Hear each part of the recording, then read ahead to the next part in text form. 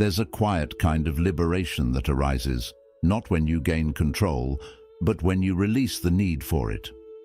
Think about how often we grip tightly to outcomes, worrying about what might collapse tomorrow, trying to predict every twist of the path ahead. But the truth is, most of what we fear never comes to pass, and in the process, we sacrifice today's peace for a future that hasn't even arrived. Worry is like trying to carry an invisible weight. It exhausts you without ever moving you forward. It traps you in imagined futures and pulls your attention away from the strength, calm and clarity you already hold inside. But something shifts when you choose to let go, when you stop resisting the flow of life and begin to move with it instead. You create space, and in that space, life begins to meet you with unexpected grace, not because you forced it, but because you stopped standing in its way. In this video, we'll explore 7 timeless lessons from Buddhist philosophy, teachings that gently guide us away from the chaos of overthinking and back into the stillness of the present moment. These aren't quick fixes or empty mantras. They are truths that, when practiced, can help you step out of fear and into a deeper sense of freedom that's always been waiting within you. Lesson 1. Fear is a seed, and what you plant, you nourish. In Buddhist philosophy, your mind isn't just a passive observer of life. It's the soil from which your entire reality grows. Every thought you water becomes a root, and fear, if left unchecked, doesn't just sit quietly in the background. It multiplies, it wraps itself around your decisions, colors your relationships, and clouds your sense of self. Fear isn't just a feeling. It's a filter, a distorted lens that makes the world look more hostile, more uncertain than it actually is. The danger? When you begin to fear something deeply, you start living as if it's already happening. You breathe life into the very thing you're trying to avoid. Picture this. You're afraid of being let go from your job. That fear shows up in small ways. Hesitation in your voice, second-guessing your ideas, playing it safe when boldness is needed. And over time, that hesitation sends signals to your team, to your boss, even to yourself, that something's off. Ironically, fear pulls you closer to the very thing you hope to escape. It happens in relationships too. Fear of abandonment makes us cling, overthink, doubt every silence. And that tension, it doesn't build closeness. It creates distance. The relationship begins to crack, not because of what the other person did, but because fear was left to grow unchecked. But here's the truth. Buddhism reminds us of, your mind is fertile ground. It doesn't discriminate. It will grow whatever you plant: fear, anger, doubt or calm, clarity and compassion. You are not a victim of your thoughts. You are the gardener. And gardening doesn't mean pretending everything is fine. It means becoming mindful of what you're watering. When fear shows up, pause, take a breath, ask, is this thought building the life I want or slowly dismantling it? Fear thrives in the dark. But when you shine awareness on it, when you call it out, it loses its grip. You begin to see it not as a monster, but as a messenger, a chance to return to presence, a moment to re-choose peace. And once you do that, once you stop feeding the fear, you'll notice something remarkable. The world around you begins to shift. People respond differently, opportunities flow more freely, life softens, not because it changed, but because you did. Lesson 2. Real strength isn't in control, it's in surrender.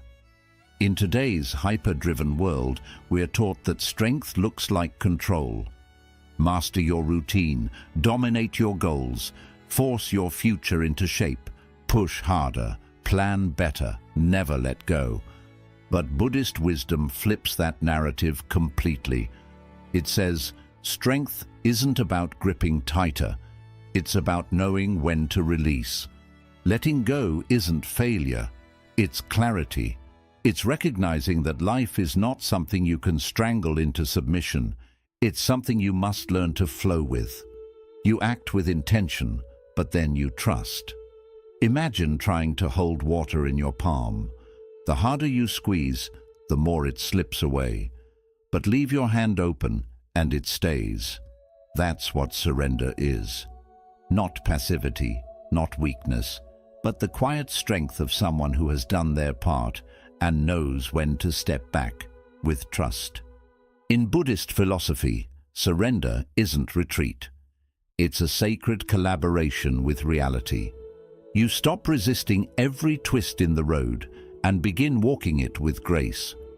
You stop demanding that life obey your timeline and start listening to its deeper rhythm. And here's the miracle. When you stop forcing, your energy returns. The tension lifts, your mind clears. And suddenly the world looks different. The path ahead that seemed blocked, it opens. The people you needed, they show up. The answers that felt out of reach, they find you. Not because you chased them, but because you made space for them to arrive. True surrender is not the end of effort. It's the end of struggle. And in that space of release, you don't lose control. You discover a deeper power, a power rooted not in domination, but in alignment. When you let go of needing to control everything, you begin to realize you were never meant to carry it all alone. Lesson 3. Anxiety belongs to the future. Peace belongs to now.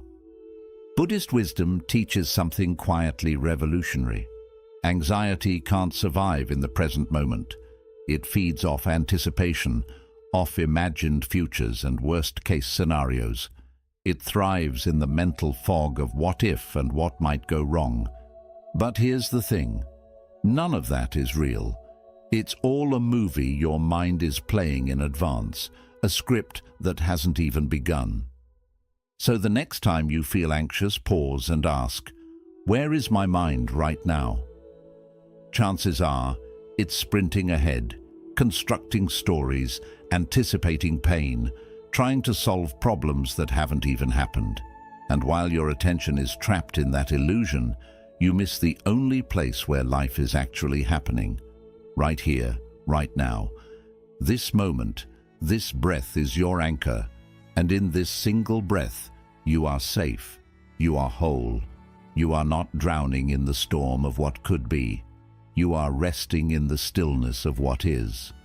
Buddhism calls this mindfulness, but it's not just a technique. It's a return, a coming home to your body, your breath, your being. And every time you return, you weaken the grip of anxiety.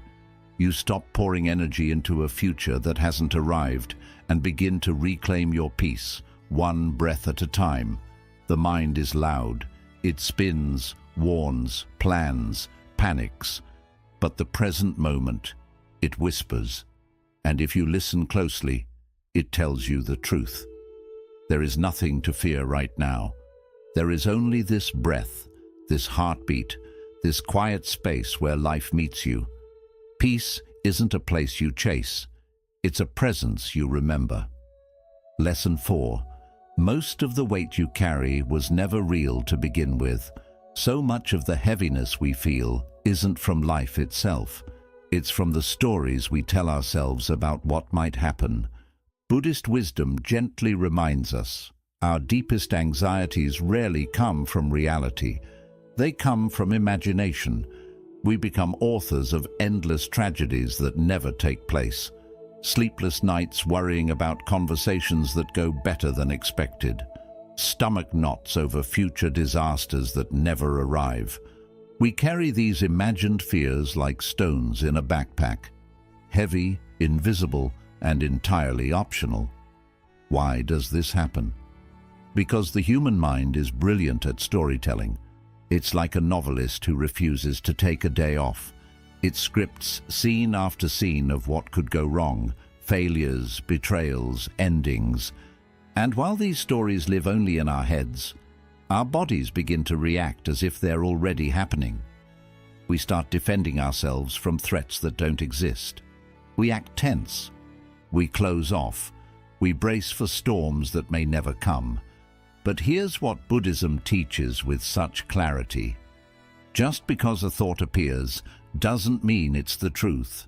The mind can imagine anything. It doesn't mean you need to live inside every script it writes. Think back. How many times have you feared a situation only to realize it wasn't nearly as bad as your mind predicted? How often has the thing you dreaded passed quietly, or never happened at all? Worry distorts reality. It pulls distant fears so close that we start reacting to shadows, not facts. And in doing so, we miss what's actually here. This peaceful breath, this simple moment. So the next time you feel yourself spiraling, pause. Take one conscious breath and gently ask, is this happening right now? Or is it just a thought? That one question can return you to the present. And the present is almost always gentler than your imagination. Let those imagined burdens fall away. You never needed to carry them in the first place. And once you stop living inside your mind's predictions, you'll notice life feels lighter, kinder, and far more real. Lesson 5. Letting go of control is how you begin to trust. There's a humbling but liberating truth at the heart of Buddhist wisdom. You can't surrender to life while clinging tightly to the illusion of control. You can't hold the steering wheel and still trust the road will carry you. Control and faith move in opposite directions. The more tightly you grip control, the further you drift from trust. And the more you lean into trust, the more you're asked to let go. Trying to micromanage every detail of your life, every outcome, every emotion, every person, is like quietly telling the universe, I don't trust you. It's a subtle form of fear, a fear that without your constant effort, things will collapse. But the question is, has all that control ever brought you real peace, or has it just left you exhausted? Often, the more we try to hold everything together, the more we feel like we're falling apart inside. We confuse hypervigilance with strength, when really it's often anxiety in disguise. Control creates a false sense of safety, but it comes at a cost. Constant tension, fatigue, and a mind that never rests. Faith, in contrast, is not weakness. It's not blind surrender. It's an inner knowing that says, I've done my part. Now I allow life to do the rest. It's powerful because it frees you from the trap of obsessing over every detail. It lets you act with clarity, but without being attached to how things must unfold. Faith creates room for mystery, for timing and outcomes beyond what your plans could ever predict. Buddhism teaches us to release this attachment, not by withdrawing from life, but by participating with presence and humility. You plant your seeds, you show up, you nurture your effort, but you don't dig up the roots every day to check if they're growing. Some things take time, some answers arrive only in silence. Some outcomes are better left to the quiet intelligence of life itself. So ask yourself, are you gripping so tightly that you've forgotten how to breathe? Are you trying so hard to force a future that you've stopped believing in the wisdom of the unfolding? Letting go isn't defeat. It's an act of courage. It's choosing to meet life halfway, doing your part, then stepping back in peace. Because that's where real strength lives, not in control, but in trust. And that trust is where peace begins. Lesson 6. Growth begins where the grip ends. Lesson 6. Letting go isn't the end of caring. It's the beginning of growing. Worry has a subtle way of closing in around you. It doesn't slam the door all at once. It creeps in slowly. One overly cautious decision here. One moment of overthinking there. Before you realize it, your world has gotten smaller. You start labeling fear as being careful. You shrink your voice to avoid judgment. You dim your dreams so they don't seem too risky. But here's the quiet truth. Worry doesn't protect. It limits. It places invisible fences around your potential and convinces you they're for your own good. It's like walking through life with your shoulders constantly hunched, always expecting something to go wrong, always bracing. And in that tension, you stop growing. You stop reaching. You stop being fully alive. But when you begin to let go, something beautiful happens. You stop trying to control every ripple and start paying attention to what's actually yours. Your breath, your response, your presence, your kindness. You begin to shift from surviving to living, from managing life to dancing with it. Picture yourself standing in a flowing river. Try to trap the water in your hands, and it slips away faster. But the moment you stop grasping, when you trust, when you float, the river carries you. That is surrender. That is growth. Letting go doesn't mean giving up. It means choosing freedom over fear. And the more you release the grip on outcomes, on old wounds, on imagined dangers, the more space you create inside yourself. Space for courage, space for joy, space to expand. Letting go is not passive, it's powerful. It's a bold return to the present moment where life is no longer something you embrace for. It becomes something you join in on. Ask yourself honestly, how much of your energy is spent worrying about what might go wrong? And what if that same energy could be redirected into creating something meaningful, into showing up fully in your relationships, into simply trusting the process? When you loosen your grip on how life should unfold and start moving in rhythm with how it actually is, something shifts. You no longer feel like you're carrying the world. You begin to feel carried by it. Letting go isn't weakness. It's the quiet courage to stop playing small, to stop hiding in fear. It's the moment you stop shrinking and start expanding, with openness, with trust, with a heart that's ready to grow again. Take a deep breath. Feel the space that opens up inside you. That space is where your freedom begins. Lesson 7. Life begins to flow. Not when you control it, but when you stop trying to. One of the most overlooked teachings in Buddhist philosophy is also one of its most liberating.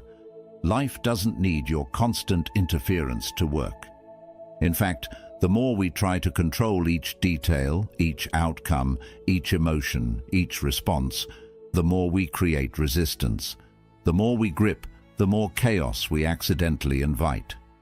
But when you learn to step back, not from apathy but from trust, something extraordinary begins to unfold.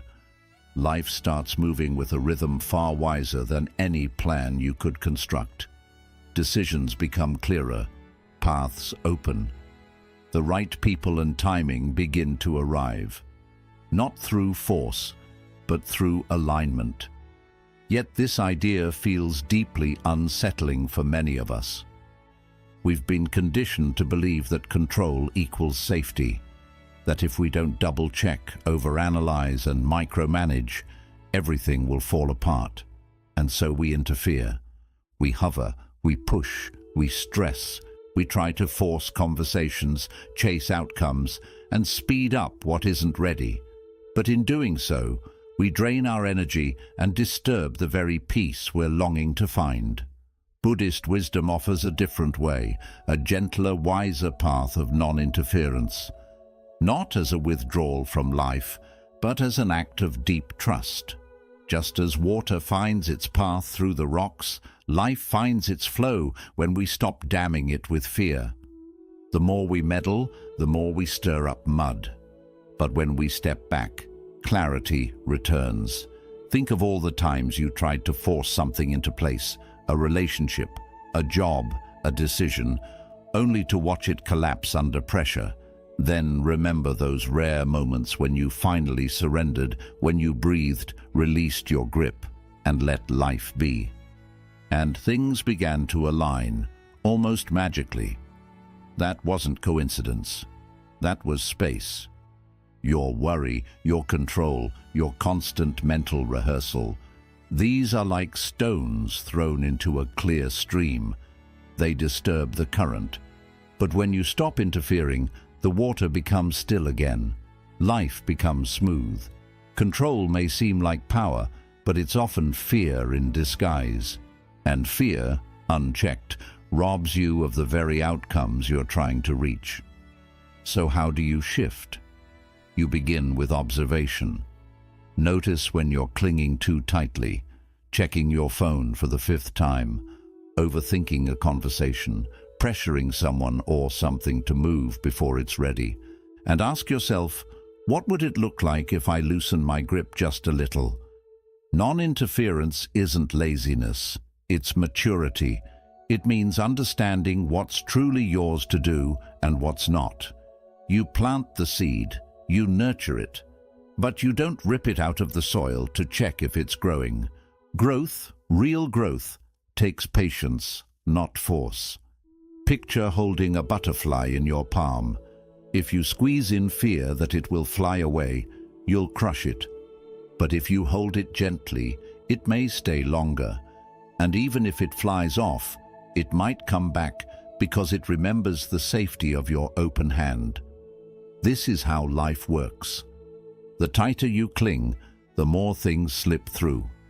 But when you allow space, everything breathes, and what's meant for you begins to flourish. And that's when the shift happens. Life begins to support you. Energy returns, solutions appear. The right words, the right timing, the right people, they all begin to arrive without being forced. You stop feeling like the world rests on your shoulders, and for the first time, maybe in a long time, you feel held. At the root of our interference is often fear. Fear of loss, of failure, of not being enough. But life doesn't ask you to be perfect.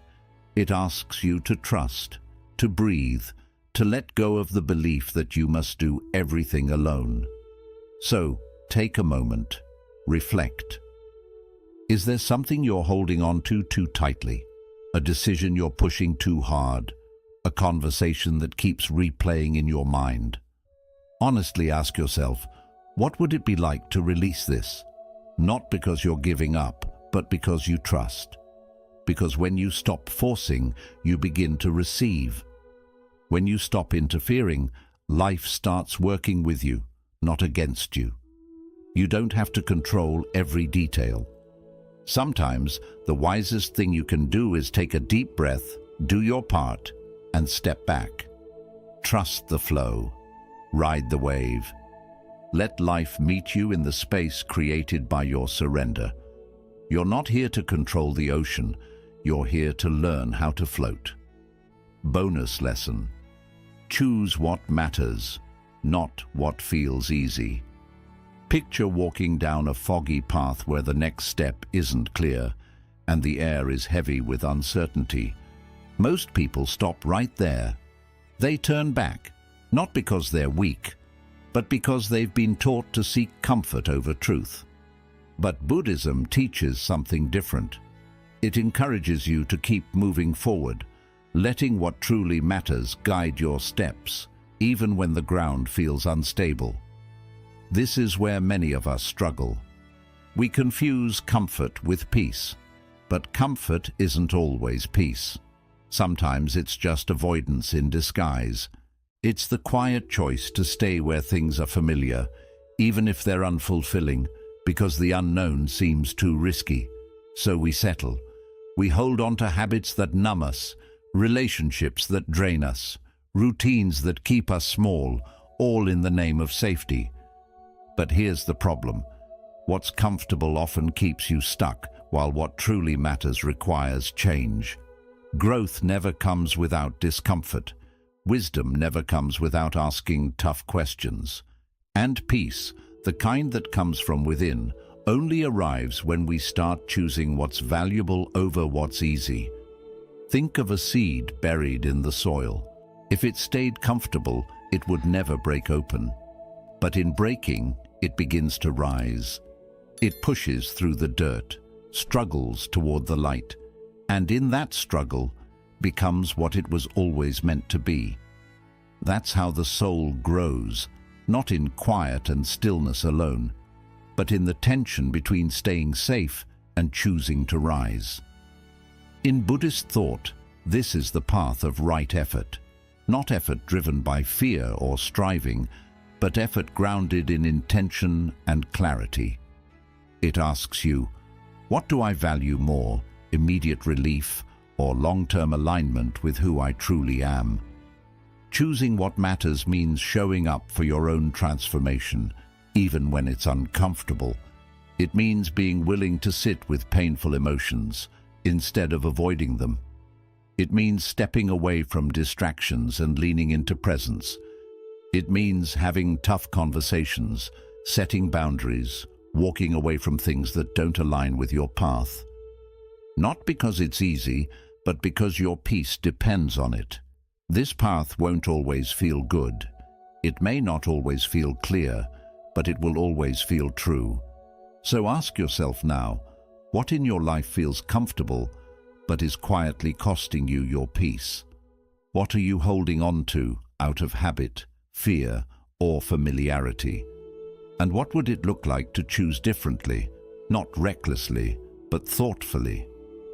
Choosing what matters often means choosing stillness over speed, silence over noise, integrity over approval, presence over escape. And in those small, quiet choices, we begin to change, not just how we live, but who we become. You are not here to stay small. You are not here to stay safe at the expense of your soul. You are here to wake up, to grow, to unfold, to return to the simplicity of your inner truth. That journey may not be easy, but it will be worth it, because in the end, comfort may keep you warm, but it won't set you free. Choosing what matters will. So today, take a breath, honestly look at your life, and ask yourself, not what feels good, but what feels right. Then trust that answer, however uncomfortable it may be, because that is the path, that is the practice, and that is where peace begins. Conclusion. So now, the question isn't, what do I need to control? It becomes, what am I finally ready to release? Because true freedom doesn't come from holding on tighter, it comes from the quiet courage to let go, not carelessly, but with clarity, not in weakness, but with trust. If these lessons have resonated with you, take a moment right now to pause, breathe, reflect, and gently let go of something you've been holding that no longer serves you. It might be a fear, a belief, or an old story that's kept you small. You don't need to change everything overnight. Just begin with one breath, one decision, one small act of trust. If this message gave you clarity or peace, consider liking this video to support the channel and let the algorithm know it matters. Share it with someone you care about who may be quietly struggling to let go. And if you want more wisdom rooted in Buddhist philosophy, mindfulness, and inner strength, subscribe to the channel. Each week, we'll walk this path together, towards stillness, toward presence, and toward a life lived more lightly. Because when you stop forcing, life begins to move. And when you trust it, it starts to meet you, right where you are.